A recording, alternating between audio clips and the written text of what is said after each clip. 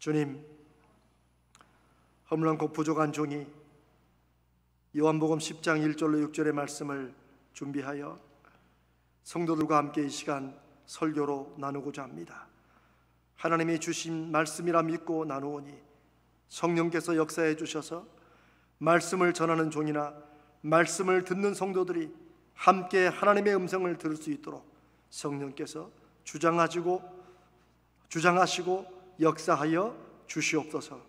우리 주님 예수님의 이름으로 간절히 기도드리옵나이다. 아멘. 오늘 제목은 참 좀 이상하죠? 도망가는 것도 믿음입니다.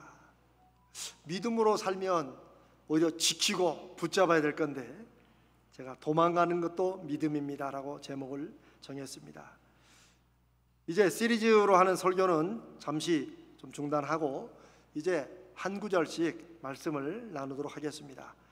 오늘 말씀은 우리가 예수님이 직접 하신 말씀, 마태, 마가, 누가, 요한복음에 그 말씀 중에 우리가 잘 기억 못하는 혹은 예수님이 그런 말씀도 하셨나 하는 이런 말씀들이 꽤 있습니다.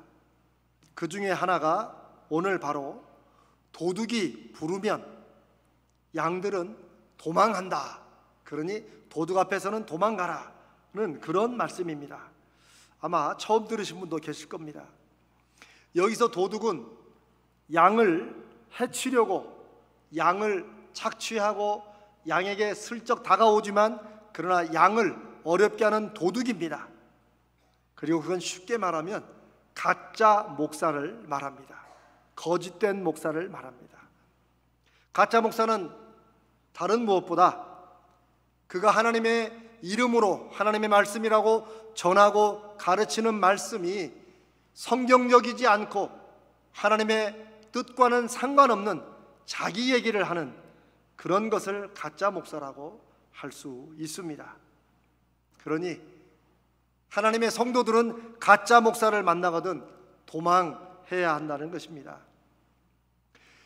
어느 교회나 성도들이 교회를 떠나고 또 떠날 때 이런저런 이유들이 많이 있지만 주님께서 교회를 떠나는 성도들에게 어떤 이유가 있다고 하면 주님께서는 다른 이유보다 잘못된 설교, 성경적이지 않은 설교, 하나님의 말씀과는 상관없는 설교를 들으면 교회를 떠나라고 말씀하시는 것입니다.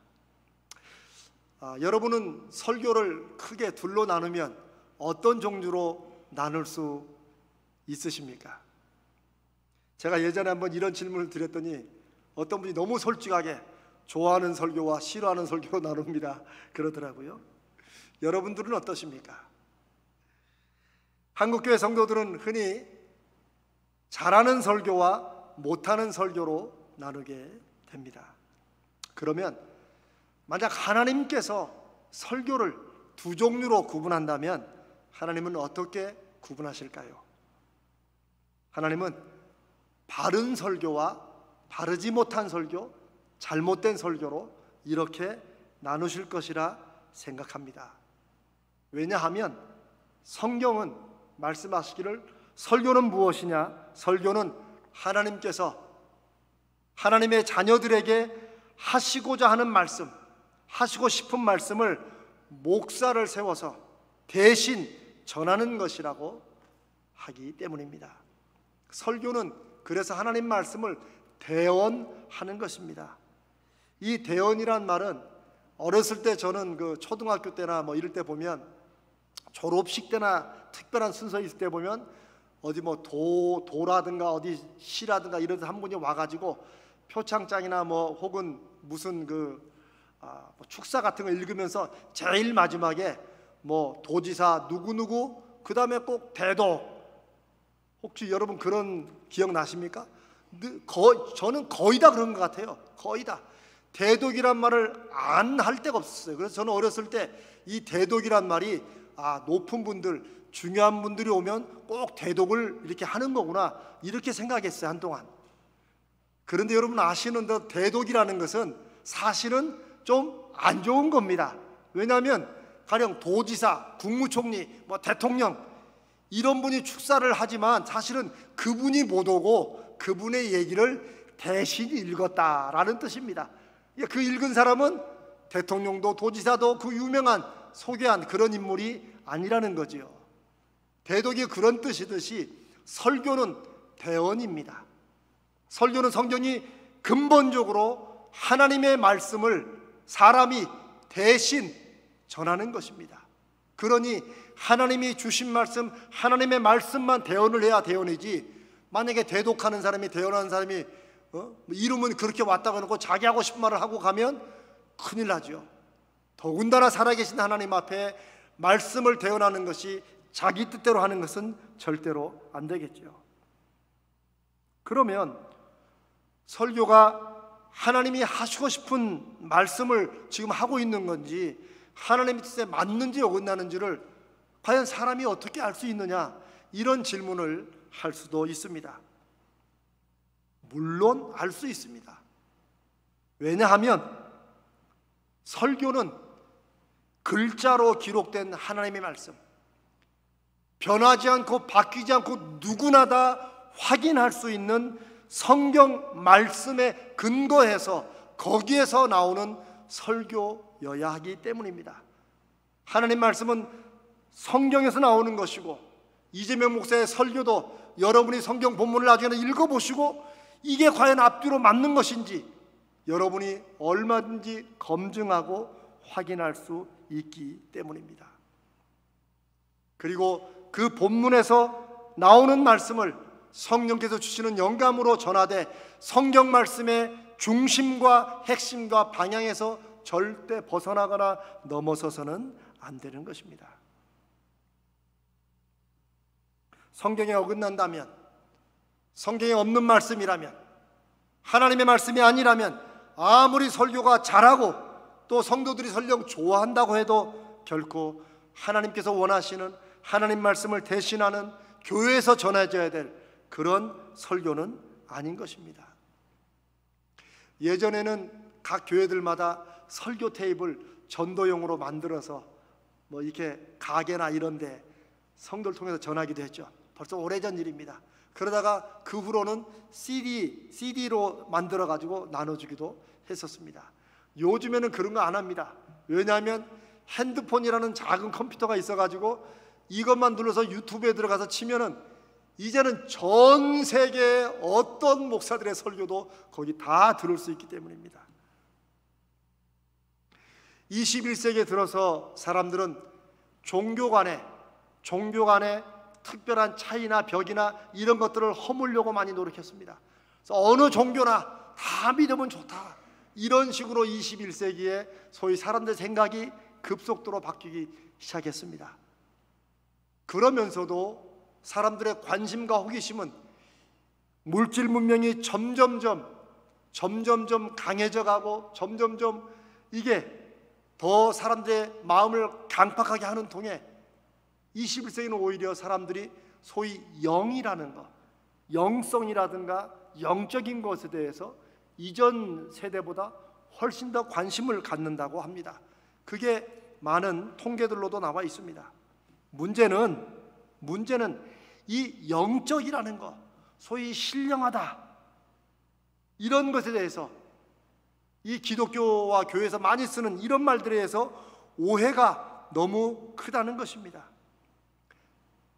우리 성도들은 영적이라는 말을 자기들같이 평범한 사람들이 일상생활에서는 경험할 수도 없고 알 수도 없는 뭔가 특별하고 신비한 무엇으로, 특별한 어떤 사람들만이 할 수 있는 전유물처럼 그렇게 생각합니다. 그래서 영성이다, 영적이다, 신령하다고 할 때 호기심을 가지면서도 동시에 두려움을 갖고 있는 것도 사실입니다. 설교에는 특별히 그런 얘기를 많이 하는 목사님들이 있습니다. 자, 뭐가 그러면 소위 신령한 말씀이냐? 제가 저는 유튜브에서 다른 목사님들 설교를 잘 안 듣습니다만, 한번 제가 이 설교를 위해서 제가 한번 또 들어봤습니다. 그런데 여러분, 놀라운 사실은 여러분은 절대 그거 검색하시고 찾아볼 필요 없습니다.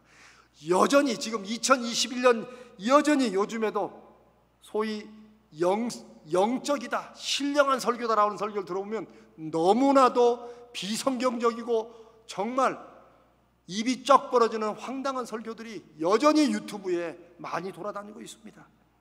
어떤 면에서는 우리 한국교회, 우리가 오랜 동안 기도해오고 있는, 지금 우리가 이 코로나19 사태로 기도하고 있는 한국교회 오늘날 이 비참한 모습과 하나님의 이름이 땅에 떨어진 이 결과도 소위 영적이다, 신령하다, 이런 말에 대한 무지와 오해가 한국교회 또 한국 성도에 깊이 스며들었고, 그로 인한 결과라고도 말씀드릴 수 있습니다. 저는 어떤 면에서는 차라리 사업에 속아서 돈을 뜯기는 것이 하나님의 말씀을 잘못 듣고 그의 가치관과 영혼이 혼동되어서 인생과 영혼을 망치는 것보다는 차라리 훨씬 낫다고, 그렇게 저는 확신합니다. 제가 극단적인 비교를 한다고 생각하시겠지만 사실 성경은 제 말보다 훨씬 더 강하고 결정적으로 말씀하십니다. 사도 바울은 내가 전한 복음 외에 다른 복음을 전하면 저주를 받을지어다라고 그렇게 말하고 있습니다. 여기서 다른 복음이란 하나님과 사람 사이를 멀어지게 하는, 성경이 아닌, 성경 말씀에 근거를 두지 않는, 하나님이 말씀하지 않는 이런 것들을 자기 생각으로, 자기 뜻대로, 자기 욕심을 위해서 전하는 그런 것을 소위 다른 복음, 가짜 복음, 거짓 설교라고 할 수 있습니다. 제가 들은 이 이상한 신령한 설교로 한번 예를 들어보겠습니다. 제가 목사님이라고 하지도 않겠어요. 이 목사가 레위기 11장을 설교 본문으로 삼고 설교를 합니다. 거기에 그 부분에 비늘과 지느러미가 없는 물고기는 먹지 말라, 이게 이제 그 설교의 핵심이에요.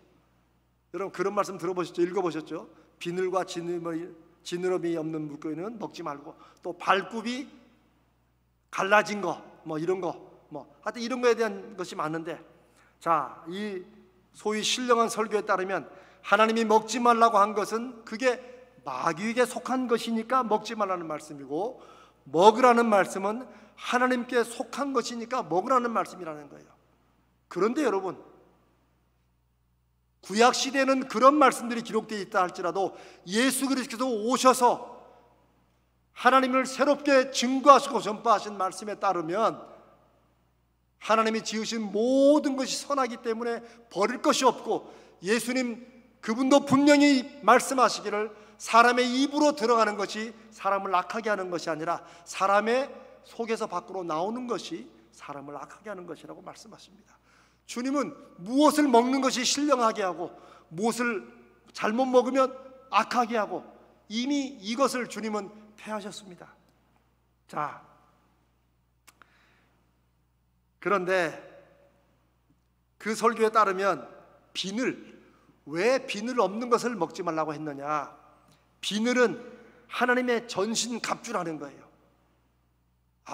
참 신기합니다. 이 물고기의 비늘을 하나님의 전신갑주로 연결해가지고, 하나님의 전신갑주는 또 하나님의 말씀이니까, 성경에도 말씀은 성경의 거미 말씀이라고 그러는데, 하여튼 하나님의 말씀이니까 비늘이 있는 고기를 먹어야 하나님의 말씀으로 충만해지고 전신갑주를 입는다는 거예요. 비늘이 없는 걸 먹으면 하나님의 전신갑주를 입지 않는 것이 된다는 거예요. 아마 여러분도 이런 설교 들으면서 뭐야 하고 의문이나 질문이 생길 것입니다. 그런데 이 목사의 설교는 쭉 들어보면 성도들이 혹시 여기에 대해서 의문을 갖고 질문할 걸 예상해서 그랬는지 자꾸 이런 말씀을 반복합니다.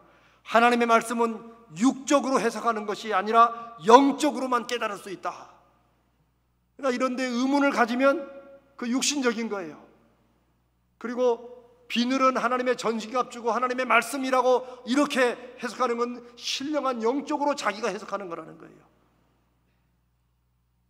그런데 이 영적으로 육적으로라는 이런 말이 한국교회 성도들에게만큼 오해되는 것이 없습니다.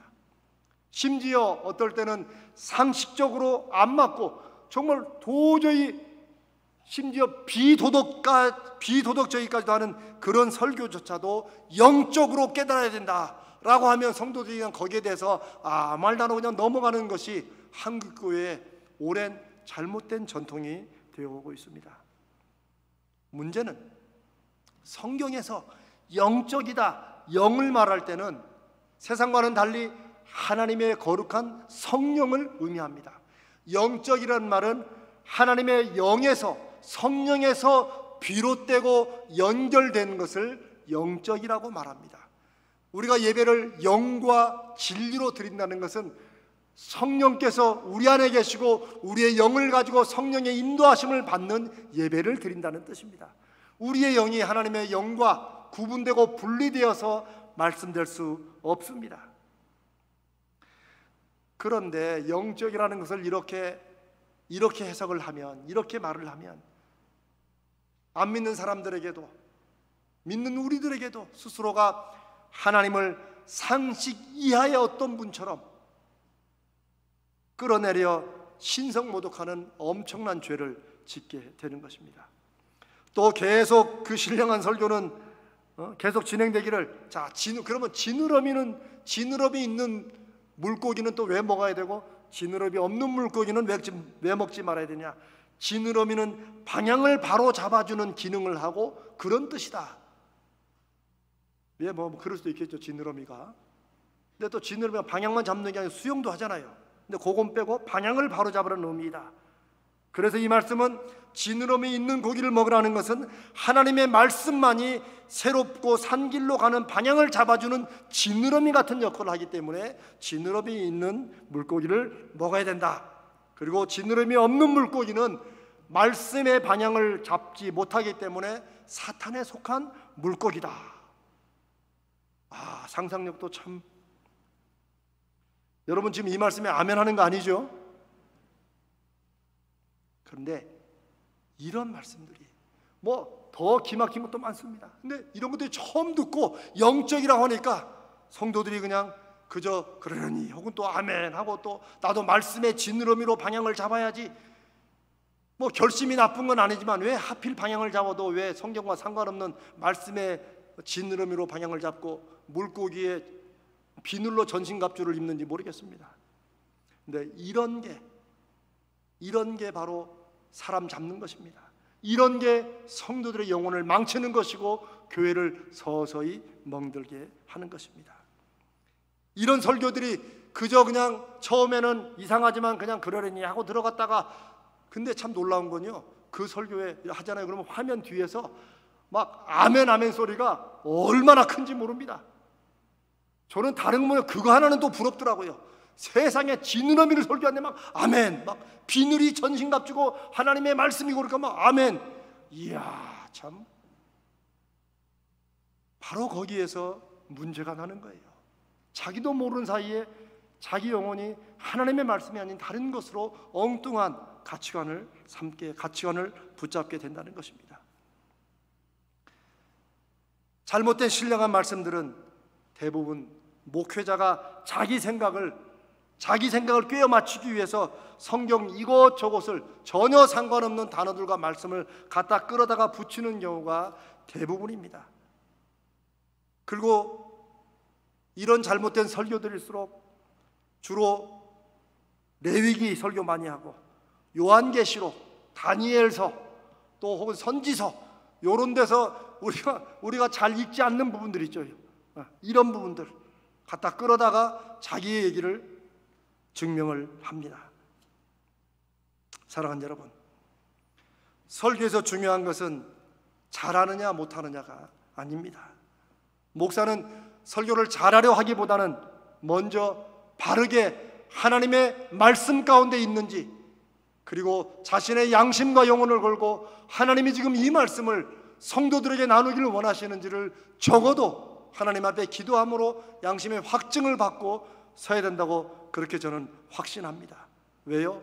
하나님은 살아계시기 때문입니다.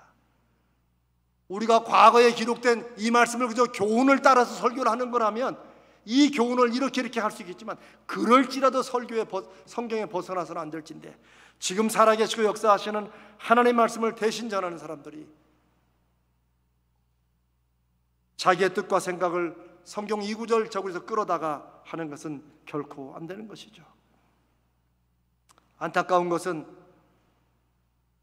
어느 순간부터 많은 한국교회와 성도들이 목사의 설교가 자기의 원래 생각이나 마음과 안 맞으면 은혜가 안 된다고 불평을 하면서도 앞뒤가 안 맞는 엉뚱한 설교, 아까 말씀드린 그런 신령한 이상한 설교들을 할 때는 그저 그냥 그러려냐고 넘어가거나 뭔가 좀 신기하고 재밌기만 하면 또 그냥 그게 또 은혜 받았다고 하는 이런 식으로 한국교회가 다른 게 아니라 하나님의 말씀에 서 있는 설교가 점점점 무너짐으로써 한국교회 성도들의 삶도 그와 함께 무너졌다고 확신합니다. 사랑하는 여러분, 이렇게 설교하는 목사들이 분명히 잘못입니다. 이재명 목사도 그 중에 하나일 수 있고 그렇게 되지 않으려고 기도하며 열심히 하나님 앞에 설교를 준비합니다. 그러나 그렇게 설교한 목사들만이 잘못이 아니고 성도들도 잘못입니다. 왜요? 오늘 그 말씀을 예수님이 하십니다. 오늘 본문 예수님 말씀을 다시 한번 읽어보겠습니다. 주님의 말씀은 결코 어렵지 않습니다.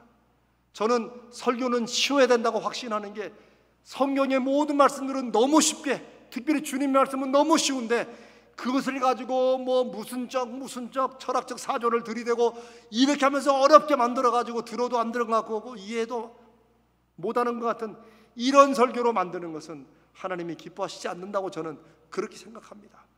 오늘 우리가 읽은 요한복음 10장 1절로 6절 말씀도 얼마나 말씀이 쉬운지 모르겠습니다. 그냥 들으면 듣는 대로 이해가 됩니다.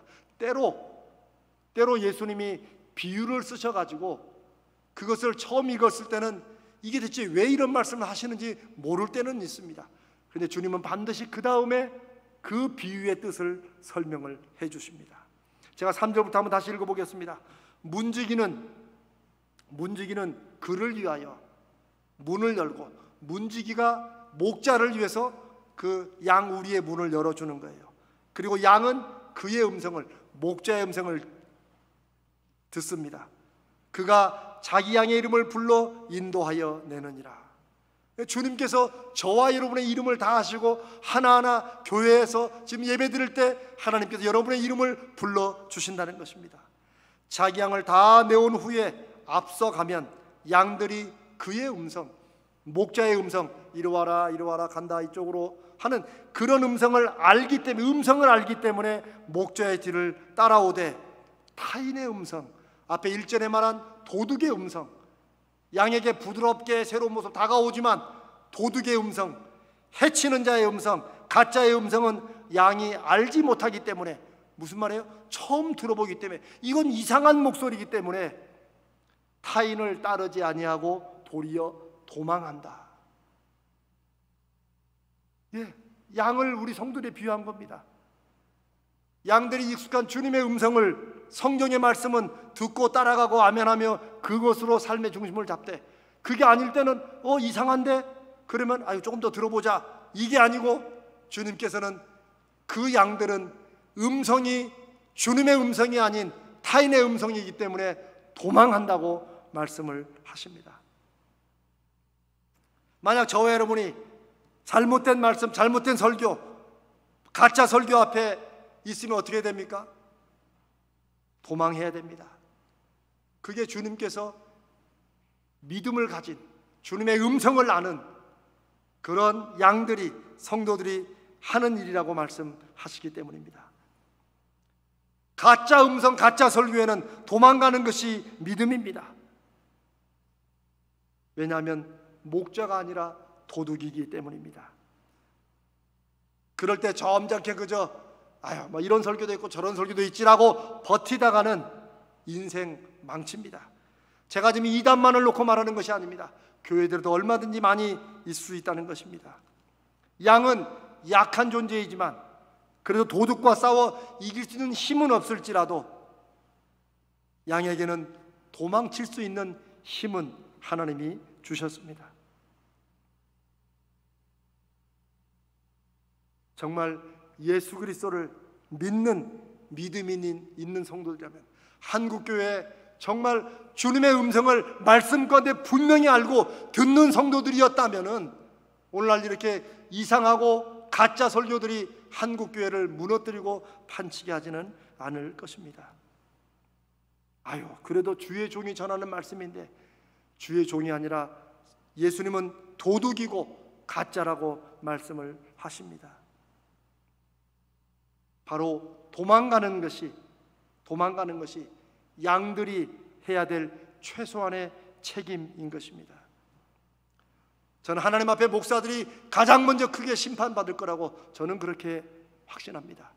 그러나 성도들에게도 목사 잘못이지 성도의 책임이 없느냐? 아닙니다. 성도들에게도 주님의 음성을, 하나님의 음성을, 성경 말씀을 알고 분별하는 그런 믿음의 기준을 가지고 있고, 그것으로 분별하는 것은 성도들의 책임이라는 것입니다.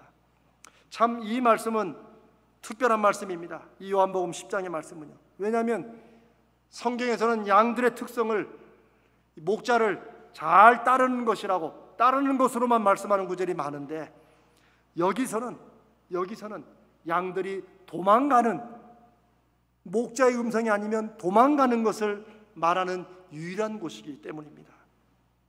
목자가 없으면 양들이 흩어지는 구절은 있어도 목자의 음성이 아닐 때 양들이 도망간다는 말씀은 이 말씀 여기 한 구절밖에 없습니다. 사실 한국교회 성도들만큼 목사들의 말을 잘 따르는 성도들이 세상에 없습니다. 저는 미국서도 목회를 해봤고 미국 목사님들 많이 교제를 해봤기 때문에 압니다.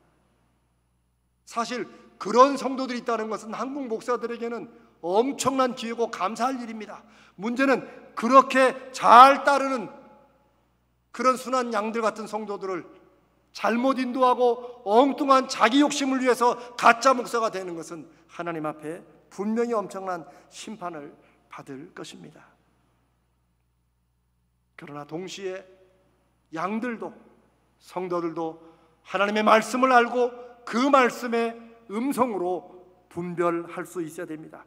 그것이 양들에게 주어진 책임입니다. 자기 생명을 위해서라도 타인의 음성, 도둑의 음성은 따라가야 하지 않습니다. 따라가면 안 되는 것입니다.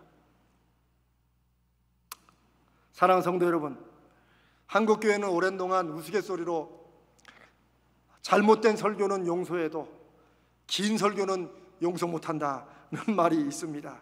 저는 우리 가정교회 성도들은 그런 분이 아니시기를 바랍니다. 제가 언제부턴가 이 앞에다 이 타이머를 놓고 합니다. 저도 설교가 안 길어지게 하려고 무진무진 애를 씁니다. 그러나 중요한 것은 우리가 함께 살아계신 하나님의 음성 앞에, 하나님의 말씀 앞에 우리 자신의 영혼과 우리 자신의 중심을 드러내놓고 있는가 하는 이것이 더 중요한 것이라고 믿습니다. 성령이 역사하시는, 하나님이 우리에게 들려주시는 하나님의 음성의 말씀은 무엇입니까? 그것은 우리 귀에 듣기 좋은, 재미있고 신나는, 내가 잘못해도 잘한다 하는 이런 말씀이 아니고, 때로는 저와 여러분의 양심을 그 말씀이 후비고 아프게 하고 찌르고 그런다 할지라도 그 말씀의 찌름을 통해서 내 마음이 하나님을 향한 회개의 영이 열리게 되고, 내가 다시 그 회개를 통하여 다시 결단하게 되고, 내 가슴에 뜨거운 참회가 나오고, 그리고 하나님이 함께 하시며 일하시고 역사하신다는 그 믿음의 결단을 하게 되는 것이 저는 하나님이 주시는, 하나님이 역사하시는, 그리고 성령의 음성의 말씀이요 설교라고 믿습니다. 사랑하는 여러분, 도망가는 것이 때로는 믿음이라고 말씀을 나누고 있습니다. 그런데 우리가 꼭 가짜 설교나 가짜 목사로부터 도망가는 것이 아니고, 이 말씀을 우리 삶에 조금 더 적용해보고 확장해 본다면, 하나님의 사람들은, 주의 음성을 알고 성경 말씀을 아는 하나님의 성도들은 인생을 파괴하는, 여러분의 마음과 영혼을 파괴하는 잘못된 사람, 잘못된 관계로부터도 도망해야 합니다. 하나님의 사람들은 믿음에 어긋나는 악한 일들로부터도 도망해야 됩니다. 하나님의 말씀으로 그것을 분별할 수 있어야 됩니다. 하나님의 사람들은 있어야 할 곳이 아닌 그런 곳으로부터도 도망해야 됩니다. 어떤 분들은 말할 것입니다. 아니, 불의와 악은 맞서 싸워야 되는 거 아닙니까? 맞습니다. 불의와 악에 대해서는 맞서 싸워야 됩니다. 그러나 지금 말씀드리는 이 악은 강한 악으로 오는 것이 아니라 항상 유혹처럼 다가옵니다. 부드럽게 다가오고 내 마음에 그럴듯하게 만들어주고, 그래서 아까 제가 말씀드린 그런 가짜 그런 신령한 설교들이 왜 성들이 듣고 아멘만 하겠어요? 그게 재밌고 귀에 듣고 들을만 하니까 그런 거예요. 사랑하는 여러분, 우리가 눈을 부릅뜬 악에 대해서는 움찔하고 도망치기도 하지만 부드럽게 다가오는 유혹에 대해서는 우리도 모르게 맞서 싸울 생각을 하지 못합니다. 저는 제 짧은 인생의 경험도 그렇지만 성경은 결코 유혹에 대해서 맞서 싸우라고 하지 않습니다. 왜요? 유혹은 도망가야 되는 것입니다. 유혹과는 맞서 싸우려고 하면 할수록 자기도 모르게 유혹에 노출되는 시간이 길어질수록 유혹에 빠지게 될 수밖에 없습니다. 유혹에서는 도망가는 것이, 포기하는 것이, 그 자리를 피하는 것이 지혜로운 것이고, 그것이 바로 믿음입니다. 사랑하는 성도 여러분, 우리 가자제일교회가 이 시대에 이 60년을 기념으로 새로운 기점으로 하나님의 말씀과 하나님의 역사하심을 이 세상에 우리의 삶의 열매로 증거하는 하나님이 쓰시는 교회가 되기 위해서 우리는 때로는 도망가는 것이 믿음이라는 것을 우리 마음속에 한번 새겨야 될 줄로 믿습니다. 하나님 말씀이 아닌 가짜에는 귀를 막고 아예 상대도 말고 돌아서야 될 것입니다. 그런 악한 사람들, 그런 유혹의 사람들, 유혹의 일들, 유혹의 장소로부터도 포기하고 도망하는 것이, 그게 우리의 믿음이요 믿음의 책무일 것입니다. 우리 교회가 이런 믿음의 성도들로 든든히 세워져서 이 시대에, 정말 수십 번 말하지만 이 코로나19 시대에 하나님의 영권이, 하나님의 하나님 되심이 땅에 떨어지고 교회가 조롱받는 이 시대에 하나님이 어떤 분이신지, 하나님 믿는 사람들이 어떤 사람들인지를 말씀을 분별하고 그 말씀으로 무장된 우리 가자제일교회와 사랑하는 성도 되시기를 주님의 이름으로 축복합니다.